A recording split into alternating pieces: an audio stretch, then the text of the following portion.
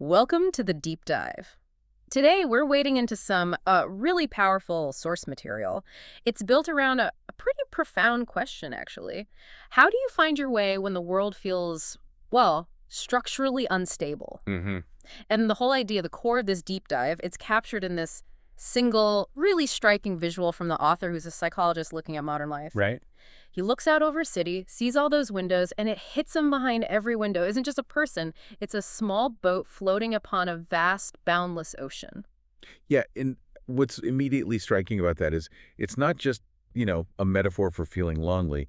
It's presented as a structural thing about society now. Structural observation. Exactly. For centuries, we had what the author calls the big ships. Think of those big, stable social structures like lifelong careers, powerful community groups, maybe rigid religious frameworks, the really traditional family unit. The anchors. The anchors, yeah.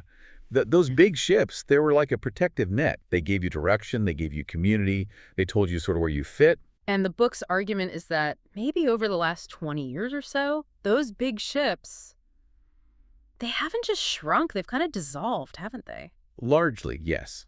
That's the idea. So now the individual is, well, free to choose their own path, which sounds great. Right, freedom. But they're also totally independent, exposed, vulnerable, just this tiny boat on a huge, sometimes harsh, open sea. And that kind of explains that background hum of anxiety a lot of us feel, doesn't it? That underlying instability. Absolutely. The freedom is definitely real. But the danger is, too, there isn't some big organization looking out for you anymore, not in the same way. If your boat starts taking on water, It's all on you. it's all on you. The consequences hit fast, Yeah. and they're entirely yours to handle. Okay, so our mission for this deep dive feels pretty clear then.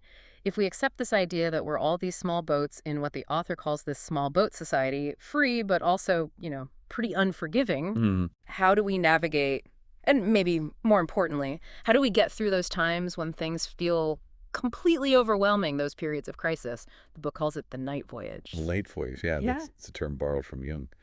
It's that time when your life just feels chaotic. Maybe you lost your job, a relationship ended, you're burnt out, or just Yeah. lost, confused. Your compass is spinning. Exactly. Your small boat is just spinning in the dark. Yeah. And the book offers this really critical framework for getting through it by drawing a line between two types of help you need. Two types of help. Okay. Yeah. The first one is about immediate control. The book labels it the prescription. A prescription. I like thinking of it maybe like a lighthouse. You know, when you're caught in a storm at sea, the lighthouse beams out, Yeah. giving you an external target, That's a great analogy. a safe harbor, a clear instruction, Yeah. head this way. Exactly. It's that necessary management phase. If you're totally overwhelmed, the prescription is often simple, practical stuff. Go see a doctor, get some emergency financial help, just rest. Right. The goal is just stabilization, emergency measures, making sure you meet that basic safety requirement. Do no harm to yourself or others. It's about stopping the boat from sinking right now. Okay. That makes total sense for putting out the immediate fire, crisis management. But if the real problem is deeper, like if the boat itself isn't really built for this open sea journey, if it was designed for the big ship era, then the lighthouse just gets you to safety for a bit. It doesn't actually teach you how to sail differently, does it? Precisely. That's the limitation. If you only ever rely on prescriptions, you might just patch things up, head back out, and crash again because the underlying issues weren't addressed. So you need something more. You need the second tool, and this is for the longer-term healing. It's called the auxiliary line. This is more like the process of therapy or deep self-discovery. Okay, so if the prescription is the distant lighthouse, what's the auxiliary line? It's the flashlight.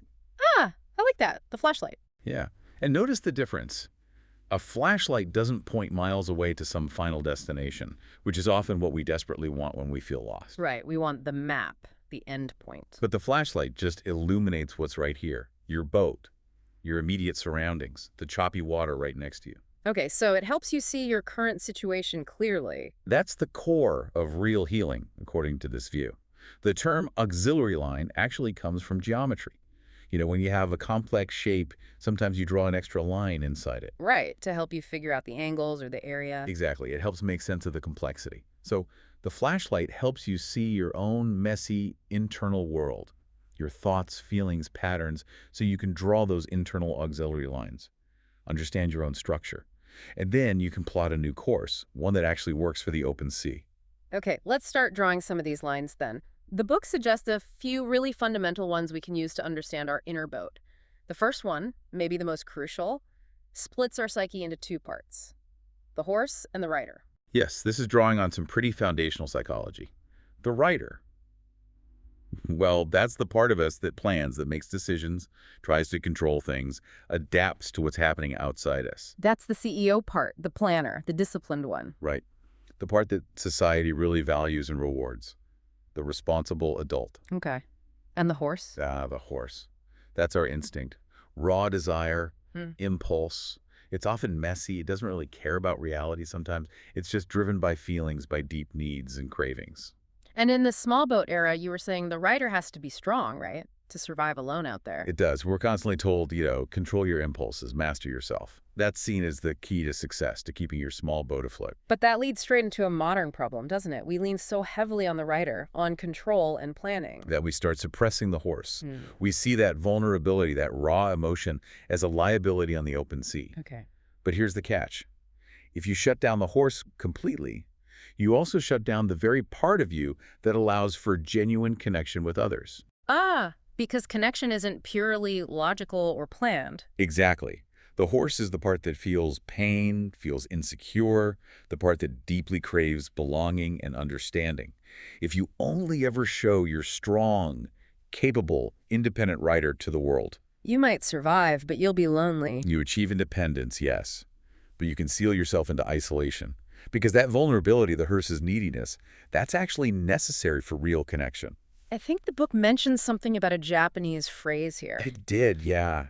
A fascinating point. The phrase is umaga o. Literally, it translates to the horses get along. The horses get along. Yes, and it's used to describe people who just click, who get along effortlessly, their personalities just mesh well. Okay. And the insight there is really profound. Real connection, that feeling of clicking, isn't about two strategic riders making a deal. It's about allowing the vulnerable, instinctive horses to kind of recognize each other, to feel safe together. Wow. Without that, you stay isolated no matter how successful your rider makes you appear. That completely reframes loneliness. It's not just about not having people around. It's about a lack of that deeper, vulnerable horse-to-horse connection. Okay. Let's draw another auxiliary line then. This one looks at how we use our time and energy, labor versus love. Right. So labor is pretty much what it sounds like. It's action focused on getting things done, achieving external goals, efficiency, tasks, outcomes. Think of things like the PDCA cycle plan: do, check, act. It's all about doing for a purpose, for utility. Getting results. Getting results. And love in this context isn't just romantic love. It's defined by being. Being. Yeah. It's about genuine presence, connection. The purpose isn't to achieve something. It's simply to be with someone, or even something based on a fundamental belief that they are not an enemy. So it's about inherent value, not usefulness. Exactly. Like spending an afternoon lost in a hobby you enjoy, even if it produces nothing useful. Right. Or truly listening to a friend without immediately trying to solve their problem. Just being present. Okay, I see the distinction. So what's the trap in the small boat society? The trap is that labor starts to eat love. Because survival feels entirely up to you, the writer pushes us to maximize utility in every single part of life. Everything becomes a task. Pretty much. Hobbies need to be self-investment or skill building. Friendships become networking. Even time with family can feel like another thing to manage efficiently. Oh, wow. Yeah, I can see that. So the whole system tilts heavily towards labor, towards doing. But which one is more fundamental? Is it a chicken and egg thing? The book is actually quite clear on this. It argues that love, the state of being, is the egg. It's the necessary foundation to support labor, the doing. So love comes first. In a foundational sense, yes. Yeah. If you don't have that basic feeling of safety, that bedrock of genuine connection, where you feel deep down that you're not totally alone, then the writer has to work overtime, constantly striving, constantly vigilant, trying to secure survival all by itself. And that leads to? Burnout, Right. anxiety, and that really deep, paralyzing fear that drives so much of modern life. The fear that if I fail at labor, if I stop achieving, I will be truly, utterly alone. That fear. Yeah, that feels like the emotional core of this whole shift, doesn't it? The weight of that independence. Maybe we can make this more concrete. Let's look at the case study the book mentions, Ms. Miki, the CEO with insomnia. Yes, Ms. Miki is a powerful example. She was, the picture of a successful, independent small boat. Her life was totally dominated by her very strong rider. It was 100% focused on labor. Outwardly thriving. Absolutely. And she used these strict PDCA cycles, these management techniques, for her entire life, including trying to manage her sleep. Wait, she tried to PDCA her sleep? Planned check act her way out of insomnia? She did. She tracked her sleep hours, optimized her bedroom environment, researched sleep hygiene. She treated her inability to sleep as a personal failure, a failure of her labor to control her own body. That perfectly captures the trap, doesn't it? Trying to turn something natural and non-utilitarian like rest into just another task to optimize. It really does. Yeah. But internally, her structure was incredibly brittle. Her suppressed horse, the part of her that was exhausted, probably lonely, screaming for connection and just a break, had zero outlet. All rider, no horse allowed. Right. And that internal pressure cooker made her terrified of even the smallest mistake at work, the tiniest perceived failure. Because, probably unconsciously, she knew that if her high-performance labor identity crumbled— There was nothing else, no love base to fall back on. exactly, there was no safety net of being. And so her body eventually just forced a pause. Severe, untreatable insomnia.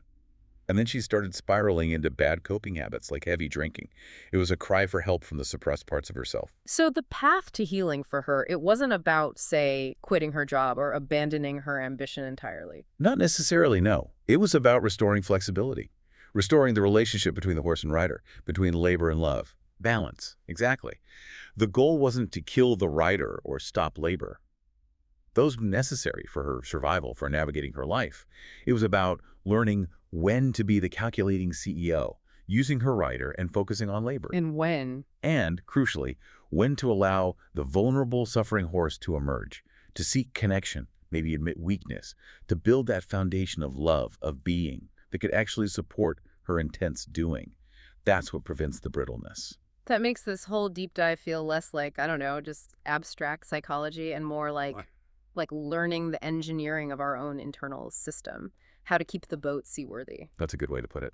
So we have these tools, prescriptions for the emergency, keeping us afloat, and then these auxiliary lines, horse versus rider, labor versus love, to help us understand our own complexity and navigate the long night voyage. And as we sail towards the end of that voyage, or maybe towards the end of this discussion, the book introduces one final challenge, a kind of final test when you approach the harbor. You meet the Sphinx. The Sphinx, okay. And the Sphinx asks a question.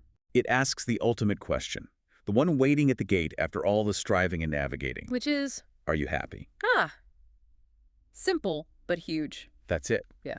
You know, Aristotle argued that pretty much all our other goals, money, status, accomplishments, all the things our writer chases through labor, they're not ends in themselves. They're just means to achieve this one deep, fundamental goal, happiness. So the Sphinx makes us stop and ask, did the course I charted, all that effort, actually lead here? Exactly. And the book strongly suggests we need to ditch the modern myth of pure happiness.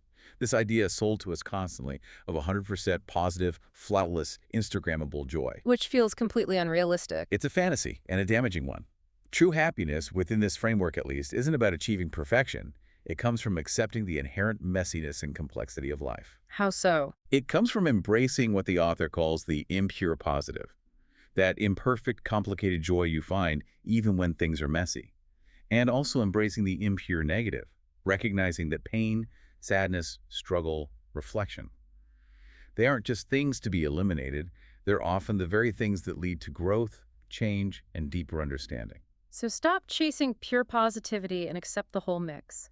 Stop trying to suppress the difficult parts of the horse just to keep up appearances. Precisely. So if this whole small boat journey isn't just about finding some idealized, fixed, true self, maybe it's more about building those connections, the ones that ensure we don't have to sail completely alone, even if the big ships are gone. That really feels like the core takeaway for navigating this small boat society. Structurally, yes, you might be on your own. The old supports aren't guaranteed, but you don't have to feel alone.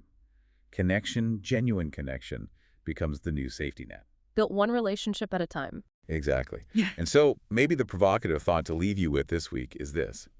What's one small, perhaps vulnerable truth from your horse? Maybe a feeling of insecurity, a need, a worry, even a simple desire that you could share with someone you trust. Someone you feel is not an enemy. Yes. Someone where you might strengthen that relationship based on love, on being, not just doing. Because that small act of vulnerability of letting your horse connect with theirs, that might be the most important course correction you make for your small boat all year, ensuring you're not sailing quite so alone. That's a really powerful and very practical challenge. Thank you for guiding us through this really insightful deep dive. It is my pleasure. Stay safe out there on the water.